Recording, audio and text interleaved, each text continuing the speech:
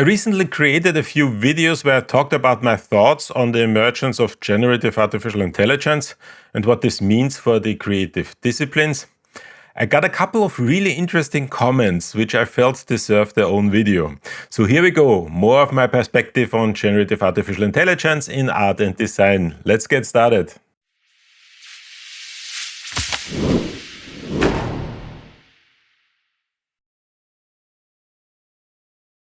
The first question comes from user MidnightWind8067 and the user writes, art can be from the brain, but great art is spiritual.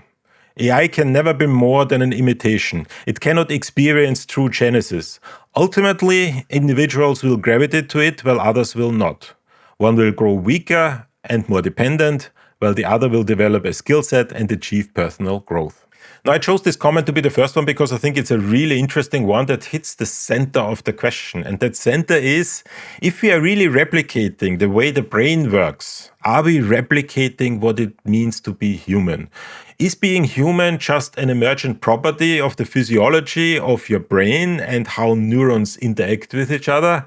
If that's the case, then yes, we can replicate that. We can create something that is artificial and does the same thing. And in that sense, generative artificial intelligence, to some extent, at some point in time, will become human-like and sentient, or however you want to call it. However, if you think of being human as something that is more than just how the brain works, something that is spiritual, or maybe even religious, then obviously generative artificial intelligence is not able to replicate that.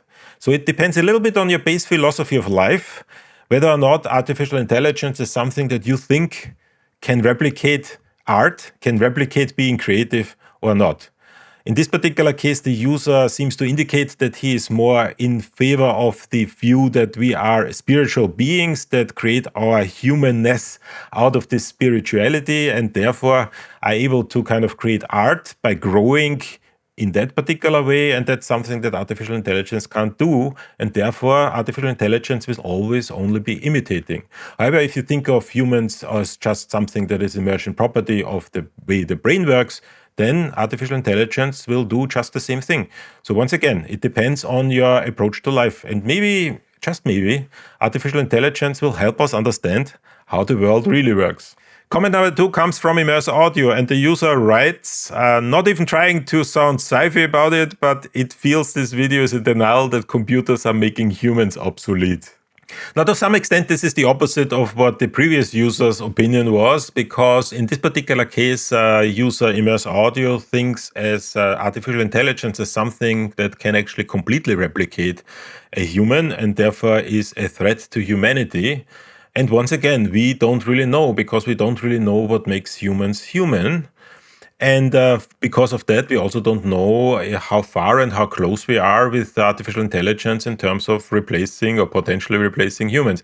Now, if you look through the research, and some very serious researchers are also following in the two different camps, and there are people who are saying that there's a certain threat to artificial intelligence exactly because of that reason. We might be replaced by artificial intelligence at some point. My feeling is the answer to that question is somewhere in the middle. I don't think we will ever be completely replaced by artificial intelligence, but we will actually see that a lot of the things that we do and a lot of the things how we think can actually be replicated by generative artificial intelligence, but most likely not everything. The third comment comes from user Daniel Brandl, and this is a comment that was made in response to something that I said about the loss of entry-level jobs in the creative industries. My argument was that these jobs can be taken over by generative artificial intelligence, and that means that you can no longer just watch a couple of YouTube tutorials in order to get the skills necessary to enter these low-level or these low-paying jobs. And the user writes, I would like to address one of your final points. You say correctly, as I would agree, that the age of watching some tutorials and landing some low jobs is over. This creates a problem because some of us, including me, have taken that route. It is a way of entering the field by working small jobs, staying ahead by educating yourself on YouTube. By removing this market, it creates gaps that have to be overcome by education and therefore money to sustain that education. From my perspective, there's a chance for a privilege to form between those who can afford an education and those who lose to artificial intelligence by never being able to work in the field at all. Now, this is a super interesting point because it hits right home for me as an educator, because it is true. There's a certain risk that this will create a socio-economic divide between those who can afford an education and those who can't. Now, I personally grew up in Europe, and in Europe, the general way of how education is approached is that all the basic education is free. So my essentially bachelor's degree, my master's degree, I didn't have to pay anything at all.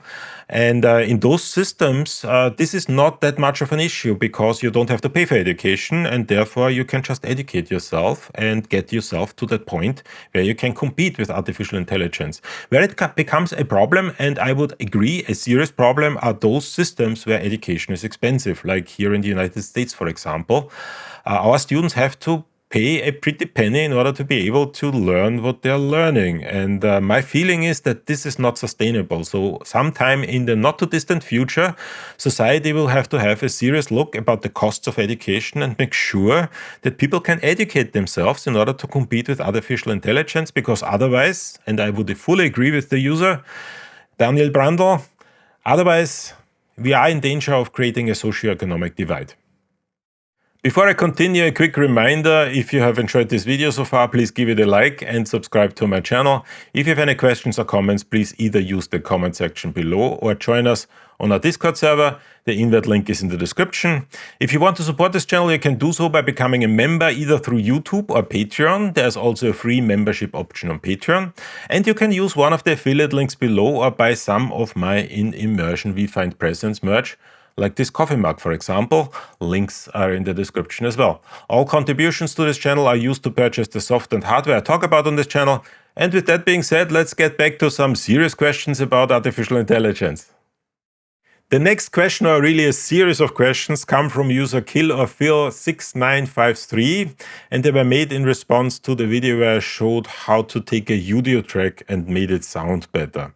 And the user starts off by writing, "Wow, that's an easy $1,000 worth of plugins trying to clean up that mess." Well, I'm not completely sure if that's actually $1,000, but you might actually be right. Now, one thing that I have to say is that when I purchase plugins, I always purchase them at a sale or secondhand. I don't think I paid $1,000 for that, but you're right. It was a lot of plugins. The user continues, "These sort of challenges are so interesting precisely because you are having to do quite extreme processing with suboptimal source material." And that was exactly the point. I think, and a lot of people have misunderstood that I'm trying to kind of create something or kind of say that artificial intelligence is better in creating music and we should kind of drop everything that we're doing and kind of move into audio and do audio things. That's not what I wanted to kind of point out. What I wanted to really say is it's really interesting challenge to kind of look at a audio track and try to make it sound the best it can. And in that sense, yes, the limitation of working with suboptimal material, which probably a lot of audio engineers are working on a daily basis, is actually an interesting exercise. And I think everybody should do that at least once. I find it interesting. I think you did a pretty good job with just the stereo track. Well, thank you. If I had the budget for your setup and was trying to obtain the very best output, I would run the stereo track through an AI splitter first to obtain bass, drums, vocal, and music buses, and then sort out the weak transients on the drums and try to get some additional processing on the individual buses, depending on their frequency ranges and content. Now, I've actually done that on some of my tracks, and you can actually listen to my tracks on my second channel. And by the way, link in the description. Go over there, kind of listen to my artificial intelligence tracks, subscribe, obviously. But the problem is that artificial intelligence splitters don't really split that particularly well. And I think the reason is that these are artificial intelligence generated tracks. They were never really separate, at least to my knowledge, they were never separated tracks that were mixed in any particular way. So you can't really unmix them particularly well. They do separate.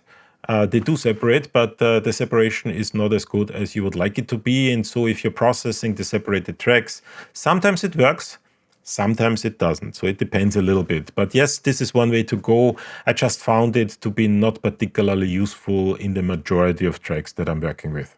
Taking it a step further, resequencing and replacing augmenting parts could then be another route to achieving a better output at the mixing stage.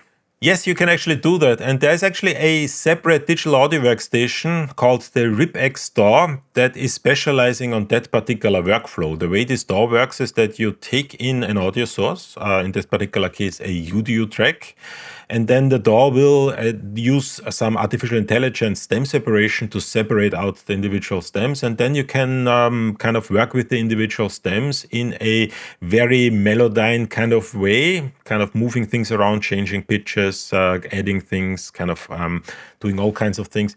So there are particular workflows that allow you to do that. I might actually do a video about how to use RipX DAW with audio tracks in the future.